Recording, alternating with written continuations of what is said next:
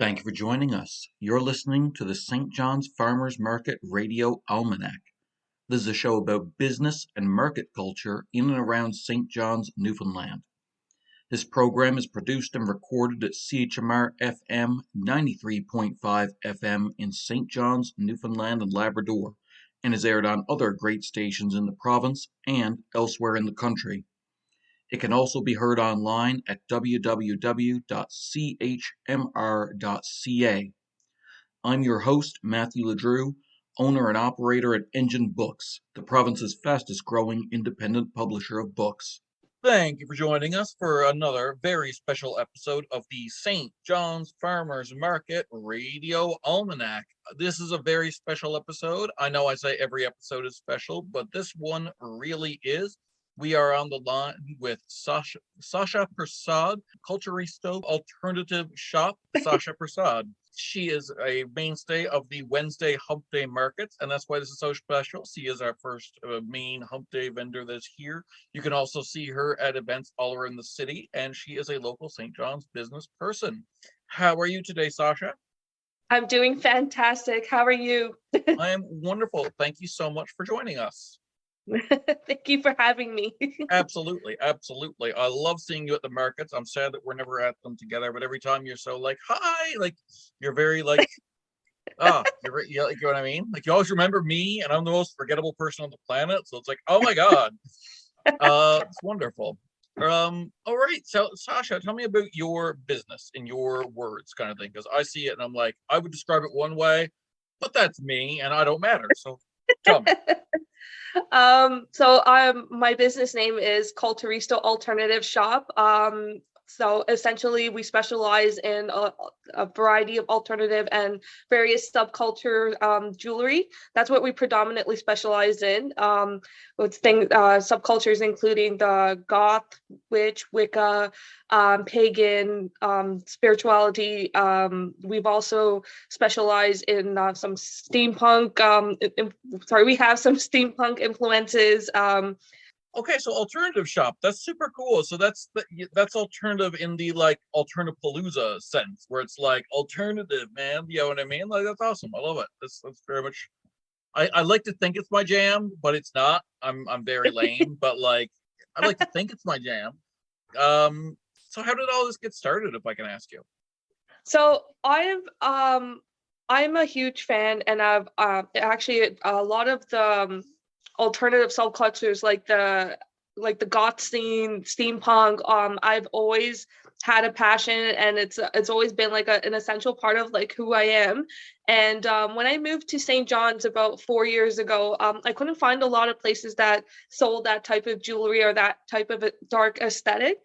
Yep. And so I just 4 years ago actually as well, I just started toying around and making my own chokers and just watching some demos, and eventually like I had some people who complimented me about some of my chokers and they liked it a lot, wondered where I got it from. I told them that I made it, and eventually I started dabbling in some other pieces, some necklaces, some earrings, and eventually it just started off in a very small flea market. And I also reached out to our local goth group just to kind of let them know, and I got a really awesome feedback and just a really awesome response from it. And I just kind of started not elaborating, but growing from there, and being inspired from different pieces. So that's essentially where it started, was just me just wanting to create something for myself that I couldn't really find here, and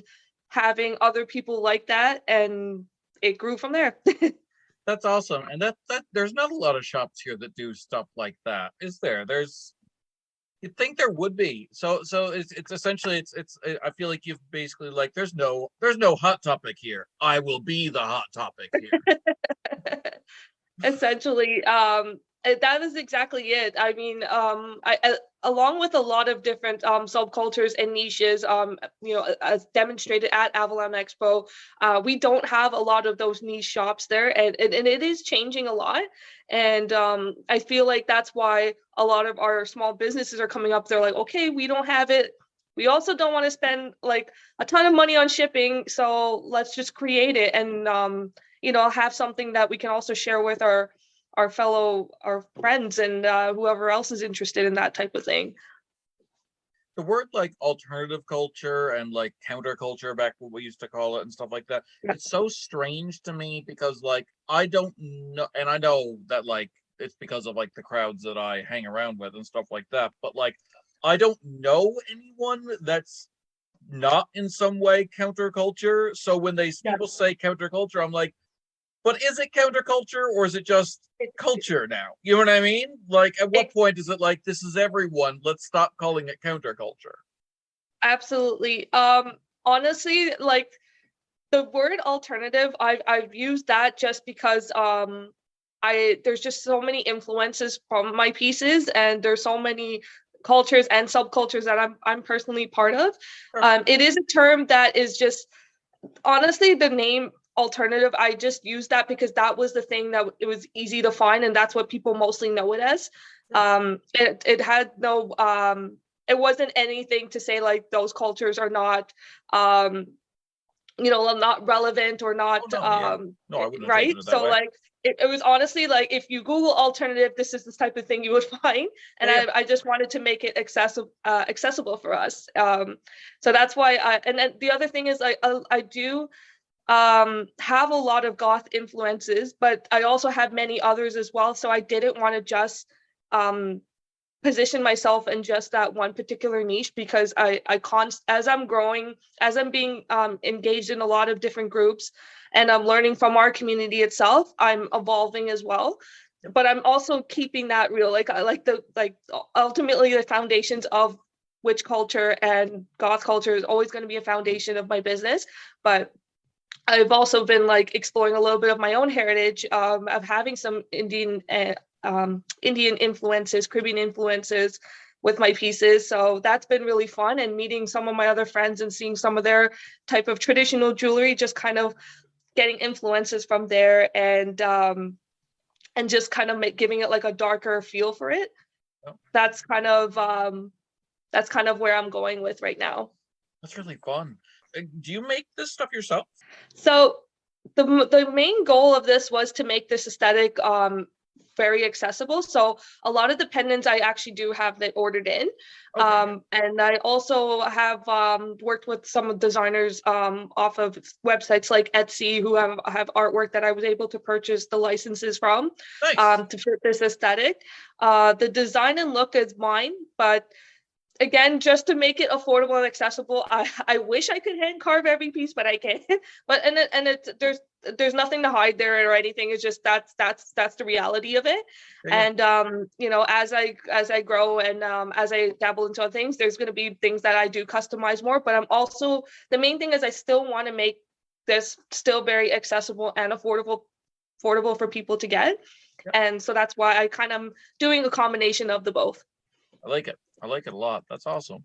I love your show. I love the whole look. You're very good with the like branding, whatever, where it's like there's an entire vibe. Like you come out with the horns and with the cape and with the thing, and it's like, oh yes, this is a whole vibe. You know what I mean? Like, and the attitude and everything. I was like, oh, okay, it's very I am jealous of that, because I come out and I am bouncy and like happy and dancing, and my books are crime novels that are dark and grim, like my personal ones. So there's this aesthetic, like it's Mr. Dress Up selling Stephen King, and it's like that doesn't work. What are you doing, Matt? I love that so much though, because as a person, I am very happy and very bubbly and enthusiastic and quirky. And I talk to everybody, and even at the Hump Day Market when they're playing music, I'm dancing around, even in my full-on dark attire and my corset and my horns and everything. It's really fun to see like a someone dressed as like a demon dancing to Newfoundland music in the Hump Day Market. It's weird and fun, and I love it. Yes, that is me for sure. And again, I think what really we all need that balance in our life of both dark and light. And honestly, like I am very happy in general, but delving into cultures or delving into things that deal with a lot more pain and emotion and a little bit of the darkness, like that, honestly, I always resonated more with that because it was those type of things that kind of made me become the happy person that I am and fulfilled person I am, because I've always found comfort and company in it. And I always knew I was different growing up. Even like, in my culture, like you don't get tattoos, you don't get a whole bunch of piercings. And honestly, that's kind of why I went the jewelry route. I'm like, okay, well, I can still wear my gothy jewelry because at the end of the day, when I go home and I have to go to traditional functions, I could take it off, right? But I could still be myself. And but I always knew I was different just from the things I was into. Like when I was in high school, I was heavily into heavy metal music, but at the same time, I'm still this very joyful, like happy, joking around type of person.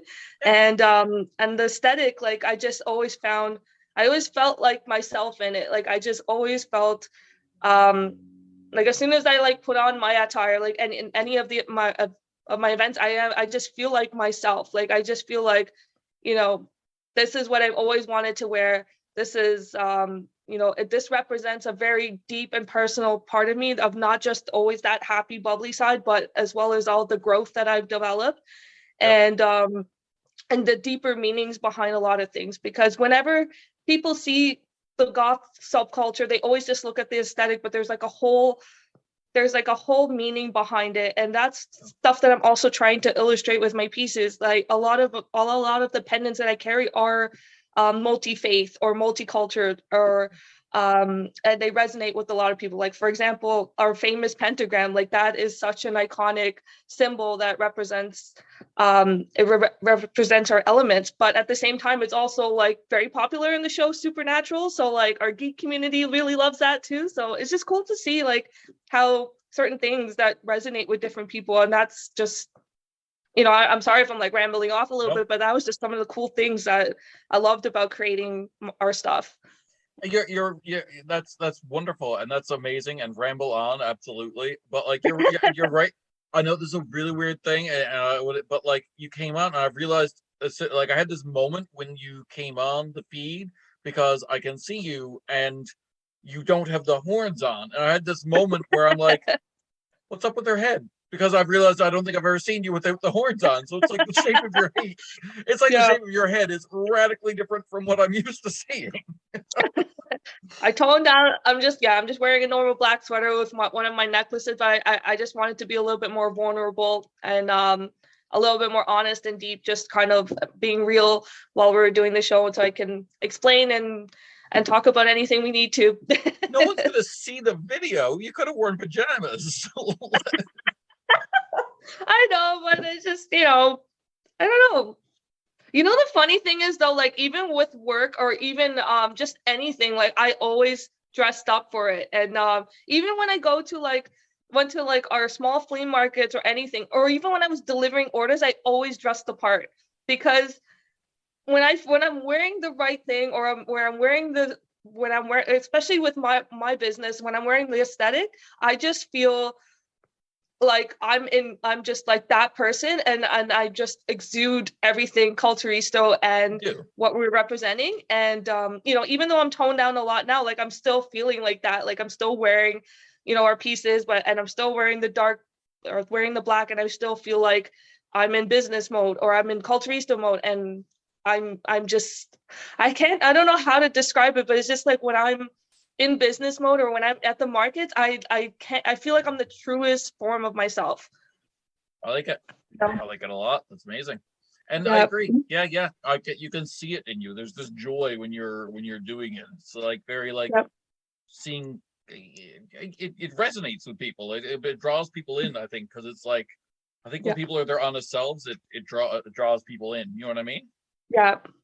Definitely. I like it. And it's just and just being like me, just being in costume or not, I was just being in costume, like I feel like I'm able to, I am approachable in a sense, because like I already stand out as it is, and I feel like I encourage people to dress the way they want to as well. And I also I just like I become more approachable, I connect with them, and then as like we what I'm wearing always like strikes up some sort of conversation, and then I connect with them with anyone who comes to my table or anyone who meets me. Like I can't even tell you, like at Avalon Expo especially, like every person that came to my table, I didn't just sell them a piece, I was talking to them at least for a few minutes. And now it's like every single person that came by, because they were into whatever their niche. They were so excited about different things. We all complimented each other's on our outfits, or and then conversation just took off, and it was just the most amazing thing about being at these type of shows, or at the Hump Day Market, or at anything. Just always talking to people and getting to know them, and then they give you feedback on what they're looking for. And it's just something that you can't really experience like online. Like I know like online business is definitely something I want to do, but the markets, it's like it's just so important to me and so fulfilling. Big time. I love it. I love it. That's very true. It's awesome. Wonderful stuff. Okay. Sasha, if you were going to be trapped on a desert island for the rest of your life, what 3 books or movies would you want with you? And assume with the movies that there's some kind of magical TV that would play them. Don't get into that in your head. You know what I mean? So what 3 pieces of entertainment would you want if you could only watch those 3 things for the rest of your life? Oh my goodness. Well, my 2 favorite movies of all time is Nightmare Before Christmas and Corpse Bride. Okay. That's a given. Yep. And as far as books goes, I loved this book from when I was in high school, and I reread it a few times. Actually, The Kite Runner. I love that book. Yeah. It's one of my favorite books of all time. I know it's there's like a lot of happiness but a lot of sadness in that book, but I just thought it was just such a great book. But yeah, if you're saying 3, those would probably be the 3 off the top of my head that I would be okay with. That's constantly funny. Rewatching and constantly rereading. So one of my favorite movies might be but it's been a few years since I've seen it. I might need to watch it again, but it's the same vibe as your 2. It's Edward Scissorhands. That's like yes. My jam. Yeah. Wonderful, perfect. Sasha, who inspired you to start a business, if anybody did? Ooh, well, there is a famous alternative model on Instagram. Her name is Mahaf Soon, and she actually inspired me because she's actually of Persian descent. Actually, she is Persian, and just seeing someone else who's just from a Middle Eastern, just from a different background, really resonated with me. Like when I saw someone else who kind of looks like me doing it, it made me feel very it was very encouraging to see, in terms of the aesthetic, and the types of things that she wore was stuff that I loved and I wanted to make. But I would say in terms of this business, yeah, definitely her for sure. Yeah, makes sense. I like it. Sasha, if you were a jam, what kind of jam would you be? And why? I'm actually thinking of my buddy, the Jam Lady, while I'm thinking of this, like my favorite one there. Is definitely probably one of the, I would say like one of the jalapeno jams, honestly, like jalapeno or spicier jams. And the reason I say that is just, again, like having the balance between the light and dark, but this time it would be the sweet and spicy. And then also like spice is just really big in my culture. So I love it. So I would say that kind of jam. Awesome. I love it. Okay. Yeah. Sasha, how did you select the name for your business? Yeah, so Culturisto. So I'm originally from Toronto, and the name itself was supposed to have a play. Like I actually originally wanted to start like an alternative blog when I was living there, and it was supposed to be Culture TO. So like Culturisto with the TO as in like T.O. Yeah. But then as I moved here and I started like developing And it's just crazy how like that just kind of worked out. Even though I didn't end up doing the alternative blog in Toronto, it still had that cult aspect, the like as in like the occult, and it also tied into culture, which again I'm influenced by a lot with it. And I just said, you know what, TO is still a part of me. I was born and raised there, and I know it's not exactly how it was supposed to start out, but I'm keeping the name, and that's the name now. It's interesting. I never would have said. To me, it's like Culturista. It's almost like I'm so bad at other languages, so this is wrong. Yeah. On many levels, on every level. Yeah. But like to me, it sounds Italian. You know what I mean? It has that like, Yeah. oh yeah. It's true. Like I actually Googled it, and I know this is kind of funny, but when I Googled it, I wanted to see if it actually meant something else. So I believe in Spanish, when I Google it, culturista actually means bodybuilder. Okay. So but it like when I actually Googled culturisto, it didn't really have any sort of meaning. So I'm like, all right. I mean, I know it kind of sounds like bodybuilder in Spanish, but I'm like, I'm okay with that. So Yep. Sounds perfect. Yeah. I like it. I like it a lot. Yeah. Sasha, do you read reviews of your business? And if so, how do you deal with good ones or bad ones? How do you like process that? Well, the good ones, I'm over the moon, and it just it makes me so happy, and I just love when people are enjoying my products. And but as far as bad ones, I haven't received any bad reviews as of yet, but I actually have an extensive marketing background. So if I do see a bad review, like at the end of the day, I want to just get to them and just want to make sure, like, you know, what's going on, and see the deeper reason of what happened, like with the product, if it broke, or you know, if it didn't get there in time and it was supposed to be for a special gift, like, and I would just do anything to make it better, because you know, if someone took the time to write something bad, say on my Facebook page or Google something, it must have hurt them a lot, and you know, I want to make it better. You know. Perfect. I like that answer. Yeah. Sasha, does working at the market, your businesses work there, or the markets, whatever, you know what I mean? Does that energize you, or does it exhaust you? Like when you're done, are you like bumped and you're like, yeah, that was so fun talking to people, and now you got all this energy for the rest of the day? Or are you just drained and it's like, I had to people all day? Blah. It definitely energized.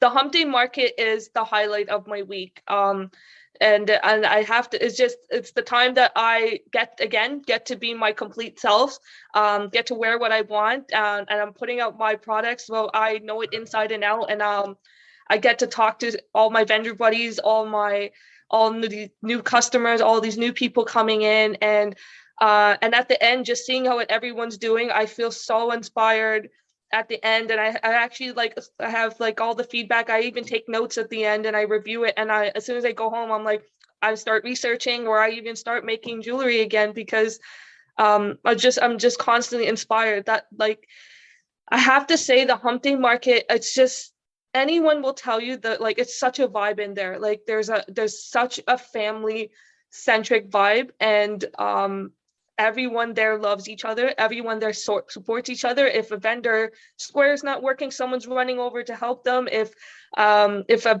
someone doesn't have a bag, a vendor's giving you another bag. They're helping you put up your banners, putting up your setups. They're always offering to help. And because it is Wednesday, like when people do come on by, like we constantly get to talk to people. We get to like just sit down and have a chat, and that's just as fulfilling for me. And then I get to know them, and then it inspires me more to create something. You know, if I constantly see messages like, hey, you know, we want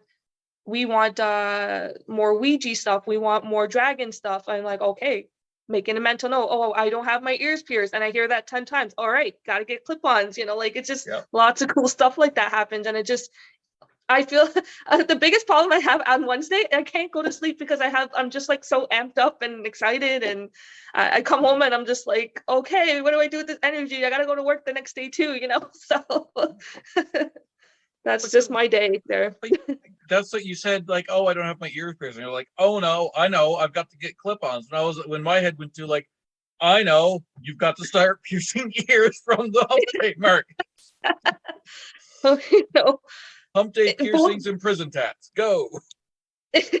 Well, I kind of like both for me because, like, you know, I have my ears pierced, obviously, but I've also had mishaps with piercing, so I don't. It could be someone had tried to get it and it just kept closing up. So I'm like, that's where my mind is. It's like, okay, there's a reason why this 27-year-old doesn't have their ears pierced. Is either something happened or they're just scared, which is totally fine because I'm scared of getting certain piercings too. So make it easy for them, you know. Yeah. So Yeah, that's fair. That's fair. Um, Sasha, what does success for your business look like to you? A lot of business people have like goals or like end games in mind, stuff like that. What's yours? How do you feel about that? For me, it's growth. So it's me um expanding into different aside from the jewelry, other options like say like home decor, even working with different partners and bringing things in. Um, like those would like be like the signs of growth for me.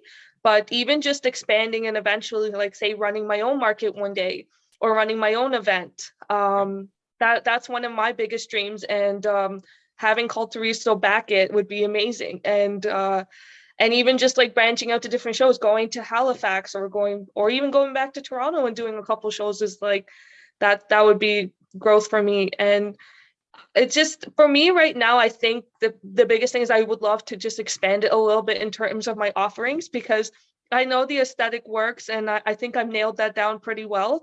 And again, there's just been an overwhelming support from the community that's looking for that, and they're constantly reaching out to me for certain things. And I just want to keep bringing things that they're interested in and that resonates with them well. And even if it's something that I can't make myself, I can work with local partners or even import a few things if it's something super niche that is like in line with what we have. I would love to do it. Awesome. Awesome.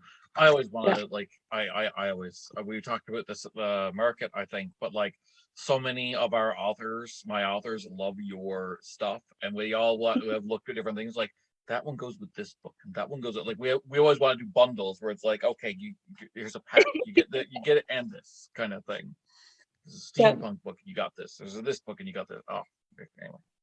Um, Sasha, if you could tell your younger business person self, so not necessarily like little Sasha, but like you younger in your business life, if you could tell that person, that version of you, any one thing, go back in time for 2 seconds, whisper something in your young self's ear, and then vapor away, what would it be? And as cliche as it sounds, pursue what you love. Okay. Like I can't stress that enough. Even when I talk to some of our younger vendors that are in their early 20s, I'm like, you have to do what you love, and it's okay that you dabble in things and explore it, but if you don't like it, you're wasting your time. If you just did what you love, like you would be amazed of how much you accomplish, because I'm feeling it now when I'm creating jewelry or doing these long mark or doing some of the longer markets, and I'm tired and I'm exhausted, but I'm so fulfilled and so happy. Like even at the end of every hump day market, any of the market from another dimensions that we do on the Sunday markets, um Avalon Expo, like it is tiring, but it felt so good that I accomplished that. And it's because I love what I did. And even just seeing people walk by and wearing your stuff that not even from that market, just they had it since last year, and you're just seeing it all over the place. Like I can't even tell you how touching that was. Like I was almost in tears, like seeing that sometimes. Just I can't believe like that's happening. And I love it so much, and seeing other people love it too. Like if I would tell any young person that feeling, you can't replicate it unless you do what you love. That's awesome. I love it. Okay, perfect. That's lovely. Yeah. Sasha, it has been wonderful to have you on the St. John's Farmers Market Radio Almanac. Your work with Culturisto Alternative Shop is wonderful and lovely. Everyone should come check you out every Wednesday at the Hump Day Farmers Market. Thank you for coming on the show. Thank you so much for having me. No problem. I hope to see you soon. This is super fun. Thank you so much. Okay. All right. Well, thank you for coming on again. For all of you listening, we'll be here the same time next week to talk more about business culture in St. John's, Newfoundland and Labrador. Be sure to drop by and visit our guests and all the other vendors at the St. John's Farmers Market this week.